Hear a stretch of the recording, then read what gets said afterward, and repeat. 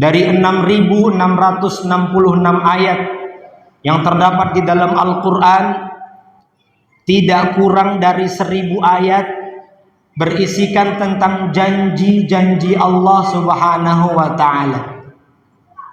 Allah ketika telah berjanji pasti ditepati.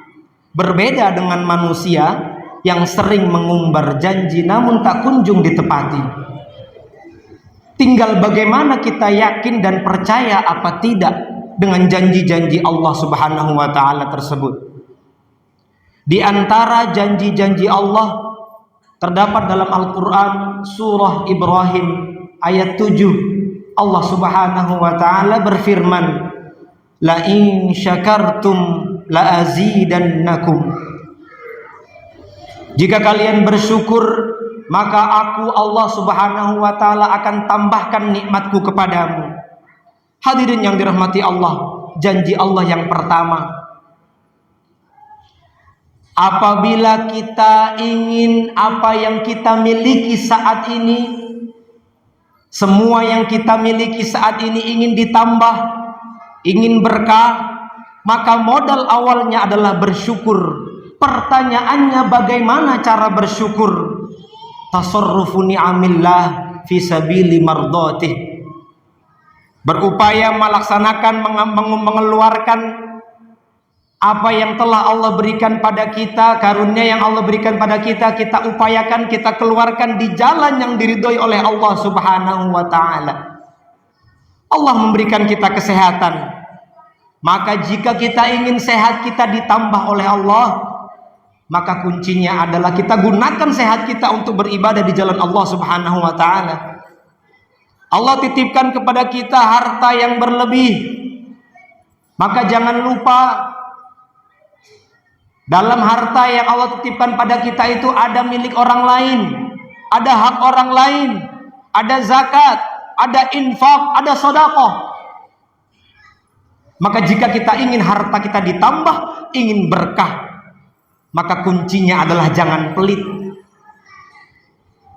Hadirin yang dirahmati Allah Subhanahu wa ta'ala, maka jangan salahkan Allah jika apa yang kita miliki saat ini kemudian Allah ambil secara paksa. Kenapa?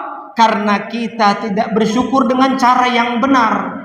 Oleh karena itu, bisa saja Allah ambil dengan paksa. Caranya bagaimana? Allah ambil dengan kehilangan, Allah ambil dengan kebakaran, Allah ambil dengan sakit yang berkepanjangan.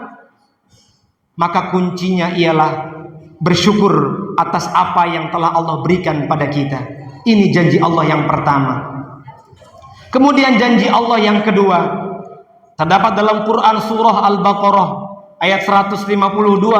Allah Subhanahu wa ta'ala berfirman, fadhkuruni adzkurkum. Maka ingatlah kepadaku, maka aku, kata Allah, akan ingat kepadamu. Janji Allah yang kedua, hadirin, ketika kita ingat kepada Allah, ketika kita berzikir kepada Allah, maka ketahuilah Allah akan jauh lebih mengingat kita. Mungkin kita mengingat Allah hanya di masjid, kita mengingat Allah hanya di musola, di pengajian. Namun kita lupa mengingat Allah di tempat kerja kita, di kantor kita lupa, di pasar kita lupa. Maka apa akibatnya? Akibatnya kita dengan mudah melanggar aturan Allah Subhanahu wa ta'ala. Di pasar kita nggak ingat Allah, maka ada orang yang kemudian mengurangi timbangannya. Di kantor kita lupa, kita nggak berzikir pada Allah, maka bisa jadi karena dia lupa mengingat Allah, dia kemudian dengan mudah mengambil hak milik orang lain yang bukan miliknya. Maka cara yang paling nikmat untuk berzikir mengingat Allah adalah yang paling indah, yang paling nikmat ialah dengan melakukan ibadah sholat. Dari awal takbiratul ihram sampai salam, semuanya adalah pelajaran bagaimana kita terus mengingat Allah Subhanahu wa ta'ala. Bagaimana tidak, hadirin? Dalam sehari semalam Allah ingatkan kita 5 kali waktu sholat. Tujuannya agar kita terus mengingat Allah. Tak cukup dalam 5 waktu itu maka kita disunnahkan, dianjurkan untuk menambah dengan ibadah-ibadah salat yang lainnya. Dikala kita sibuk dalam pekerjaan kita, dari pagi sampai siang kita di kantor, maka kita luangkan waktu sedikit, hanya 4 rakaat saja atau bahkan 2 rakaat kita sholat duha. Dikala malam hari terlelap dalam tidur kita, kembali kita terbangun mengingat Allah sejenak, maka Allah janjikan wa minal lail fatahajjat bihi nafilatan lak, dan dari malam itu maka bangunlah kalian untuk sholat tahajud sebagai tambahan amalan untukmu. Apa ganjarannya? Asa ayyab'atsaka rabbuka maqaman mahmuda. Mudah-mudahan Allah memberikan kepadamu tempat yang mulia. Luar biasa. Maka ibadah, maka cara yang paling nikmat untuk mengingat Allah adalah dengan memperbanyak sholat kita. Maka jangan salahkan Allah ketika Allah lupa kita, ketika kita dalam keadaan susah, kemudian Allah tidak ingat kita. Kenapa? Karena dalam keadaan senangnya kita lupa Allah. Maka jangan sampai kita melupakan Allah dimanapun tempatnya. Terus mengingat Allah, terus berzikir kepada Allah. Mereka yang berzikir kepada Allah mendapatkan gelar ulul albab. Bagaimana? Alladzina yadhkurunallaha qiyaman wa qu'udan wa 'ala junubihim. Mereka lah yang senantiasa mengingat Allah dalam keadaan berdiri, dalam keadaan duduk, dan bahkan dalam tidurnya senantiasa mengingat Allah Subhanahu wa taala. Ini janji Allah yang kedua. Kemudian janji Allah yang ketiga terdapat dalam Al-Qur'an surah Ghafir ayat 60. Allah Subhanahu wa taala berfirman, "Ud'uni astajib lakum." Berdoalah kepadaku, kata Allah, mintalah kepadaku, maka aku akan mengabulkan, kata Allah Subhanahu wa taala. Sebagai orang yang beriman, kita harus yakin bahwasanya doa yang kita panjatkan, permintaan yang terus kita lantunkan, kita yakin bahwasanya Allah pasti mengijabah doa-doa kita.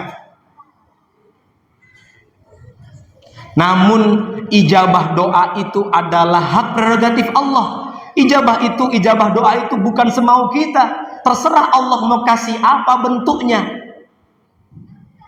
Maka kemudian ketika kita berpikir, saya sudah sering berdoa, bahkan dari waktu muda saya terus berdoa, namun kenapa tak kunjung diijabah, tak kunjung dikabulkan oleh Allah? Maka kemudian lantas jangan salahkan Allah, maka introspeksi diri. Lihat dalam hadis Arba'in, bagaimana ketika ada seorang yang sedang berdoa dengan khusyuknya, bahasanya begitu fasih, bajunya begitu bagus, namun doanya tak diijabah. Apa kata Nabi? Makanan yang dia makan haram, minuman yang dia minum haram, bahkan pakaian yang ia gunakan untuk berdoa itu didapatkan dari hasil yang haram. Fa anna yustajabulah, maka bagaimana doanya mau dikabulkan? Maka mari kita introspeksi diri. Sesungguhnya setiap doa itu pasti Allah ijabah, pasti Allah kabulkan. Namun Allah lah yang maha tahu. Boleh jadi nanti ketika di akhirat, ketika kita sudah kebingungan mencari mana pahala kita lagi, sudah habis semuanya, nanti ada pahala ijabah doa yang selama di dunia Allah tidak kabulkan, tapi nanti di akhirat Allah kabulkan. Karena Allah lebih tahu. Ketika kita meminta kekayaan di dunia, Allah tidak kasih. Kenapa? Bisa jadi ketika Allah memberikan kekayaan kepada kita di dunia, lantas kita melupakan Allah, maka kemudian Allah memberikannya nanti di akhirat. Janji Allah yang ketiga, berdoalah, maka Allah akan kabulkan doa tersebut. Kemudian janji Allah yang keempat terdapat dalam Al-Quran surah Al-Anfal ayat 33. Allah Subhanahu wa ta'ala berfirman, "Wa ma kana Allahu mu'adzibahum wahum yastaghfirun." Dan Allah tidaklah mengazab mereka, tidaklah mengazab suatu kaum manakala kaum tersebut, manakala mereka beristighfar meminta ampun kepada Allah. Ini janji Allah. Kalau kita kembalikan kepada Al-Quran, maka jawabannya jelas. Seluruh azab, seluruh musibah, segala macam musibah bencana alam yang kita terima, yang pernah kita rasakan, terutama yang menimpa dunia ini, yang menimpa negara kita, tidak lepas dari apa perbuatan kita. Mungkin kita belum beristighfar, mungkin kita belum memohon ampun kepada Allah. Kalau toh sudah beristighfar, mungkin kurang beristighfarnya kepada Allah Subhanahu wa taala. Di dalam hadis dikatakan, baginda Nabi Muhammad SAW adalah orang yang mulia, orang yang bersih dari dosa, tidak pernah bermaksiat. Beliau saja sehari semalamnya beristighfar dikatakan sebanyak 70 kali. Dalam riwayat lain beliau beristighfar 100 kali. Lantas bagaimana dengan kita? Bagaimana dengan kita yang masih banyak dosa, masih banyak bermaksiat? Untuk beristighfar setelah sholat saja kita enggan. Beristighfar yang mungkin hanya 3 kali saja kita pun enggan beristighfar. Maka mari sama-sama kita beristighfar kepada Allah. Karena dengan istighfarlah Allah akan mengangkat seluruh azab, Allah akan mengangkat segala macam musibah yang akan menimpa kita. Ma'asyiral muslimin, jamaah Jumat dirahmati Allah Subhanahu wa taala. Melalui mimbar Jumat yang mulia ini, saya berpesan kepada diri saya pribadi, kepada para jamaah khususnya, pada umumnya, agar yang pertama, marilah kita perbanyak syukur kepada Allah. Karena dengan syukur itu Allah akan tambahkan nikmatnya kepada kita. Yang kedua, dimanapun kita berada, tetaplah mengingat Allah, senantiasa berzikir kepada Allah. Yang ketiga, yakinlah, tanamkan pada diri kita bahwasanya Allah pasti mengijabah doa-doa kita. Dan yang keempat, perbanyak istighfar. Karena Rasulullah SAW bersabda, "Man lazimal istighfar, ja'alallahu lahu min kulli dhiqin makhrajan, wa min kulli hammin farajan, wa razaqahu min haitsu la yahtasib." Barang siapa yang mendawamkan, membiasakan istighfar, maka Allah akan berikan kepadanya jalan keluar dari segala macam kesempitannya. Allah akan mudahkan segala kesusahannya, dan Allah akan berikan rezeki untuknya dari arah yang tidak ia duga-duga. Mudah-mudahan kita semua senantiasa dalam lindungan Allah Subhanahu wa taala. Mudah-mudahan kita semua bisa istiqomah, terus berada pada jalan yang lurus sebagaimana doa kita, ihdinas siratal mustaqim.